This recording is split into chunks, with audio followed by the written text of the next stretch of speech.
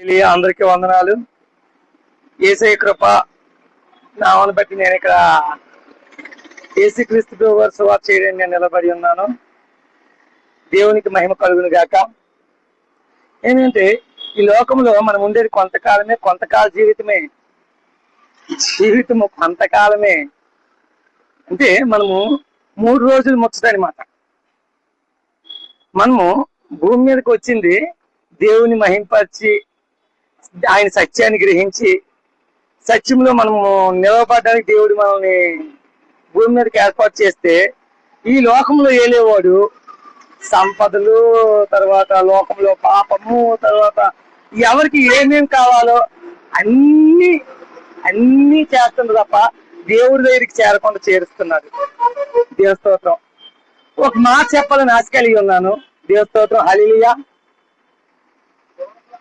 ఒక కుటుంబము ఉంది. ఆ కుటుంబం యజమాని మార్నింగ్ పని చేసుకోవడానికి వెళ్ళిపోతాడు. ఆ యజమాని పక్కనే, ఇంటి పక్కనే ఒక వ్యక్తి ఉంది. ఆ యజమాని భార్యని మన భాషలో చెప్పాలంటే తెలుసు. హల్లెలూయా. గోకితే చెప్పు తెగిపోద్ది అంటది అమ్మాయి. ఆ మాట మనసులో పెట్టుకొని ఎలాగైనా కక్ష తీర్చుకోవాలి. హల్లెలూయా అని అనుకుంటే ఏం జరిగిందంటే ఈ యజమాని భార్య ఇంటికి ఒక సుత్తము వస్తాడు. నినుకుంటూ వస్తాడు. అప్పుడు ఆ ఎవడైతే ఆ యజమాని భార్యని బాధ పెట్టాలో ఆ ఇంటికి వచ్చి అడిగితే అది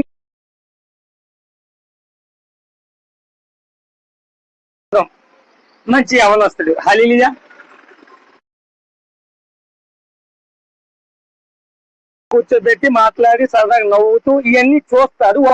పక్కింటి ఓర్వలేడు అనమాట. ఈ పక్కింటి ఓర్వలేక తన భర్తకి ఫోన్ చేసి ఎన్నాళ్ళ నుండి కక్ష పెట్టుకున్నాడు కదా, ఎవరో ఆయన ఒక వ్యక్తితో మీ ఆవిడ చెత్త పట్టదాచి ఇలాగా మాట్లాడుతుంది అనగానే మరి యజమాని కోపం కదా వచ్చి రాగానే మొదట కత్తి తీసి అది పొడిచేశాడు.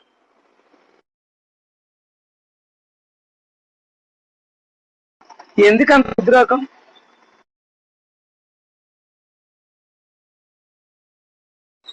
హల్లెలూయా.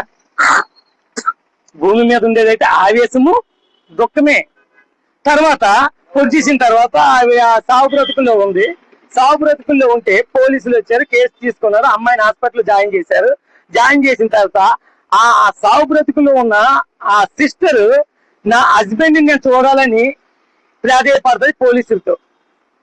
నా హస్బెండ్ నేను చూడాలని ప్రాధేయపడుతుంది. ఇదేటమ్మా మూర్ఖుడు, నేను పొడి చేశాడు, చంపేశాడు, తర్వాత నేను హాస్పిటల్ జాయిన్ చేయడానికి కూడా చూపించాడు, మేమొచ్చి కేసు పెట్టి తర్వాత నేను హాస్పిటల్ జాయిన్ చేసి ఏదేమైనా నా భర్తతో నేను మాట్లాడాలండి అని అంటాడు ఆవిడ.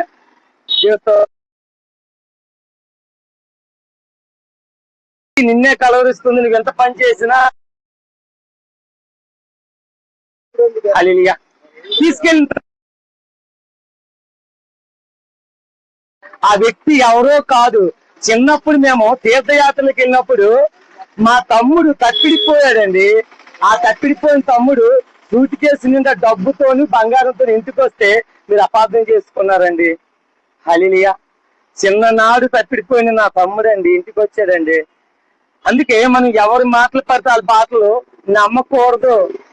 ఎందుకంటే ఈ లోకంలో అంతా అసూయ, కామకత్వము, వ్యభిచారము, కల్లోలము ఇవన్నీ భూమి మీద ఉన్నాయే. కానీ దేవుని బిడ్డ మాత్రం, దేవుణ్ణి నిజంగా గైకొన్న వాడైతే మాత్రం ప్రతిదీ సహిస్తాడు. ఎందుకంటే ఆయనలో దేవుని ప్రేమ ఉంటది కాబట్టి. హల్లెలూయా. సహించే గుణము మనలో ఉంటే లోకము బాగుపడుతుంది, మన కుటుంబం బాగుపడుతుంది, మనం బాగుపడతాం. ఎందుకంటే చిన్న ఆవేశము అనేక అనర్థాలకు దారి తీస్తుంది. ఓకే, ఎవరిని బాధ పెట్టాలని అయితే కాదు, కానీ దేవునికి వందనాలు. నా హిందూ సోదరులందరికీ నా నమస్తే, సలాం లేకుం. భారతదేశంలో ఉన్న నా దేవుడి బిడ్డలందరికీ నా హృదయపూర్వక వందనాలు. అందరము భారతదేశంలో ఉన్న అందరము దేవుడి బిడ్డలు అందరము మహిమ కలుగునే కాక. హల్లెలూయా. హల్లెలూయా. భారతదేశం నా మాతృభూమి, భారతీయులందరూ నా సహోదరులు, నేను నా దేశంని ప్రేమించుచున్నాను. హల్లెలూయా. ఈ చిన్ని సువార్త దేవుడు మీ ఇంటిలో లైవ్ జరుగును గాక. హల్లెలూయా. ఆమేన్. హల్లెలూయా. హల్లెలూయా.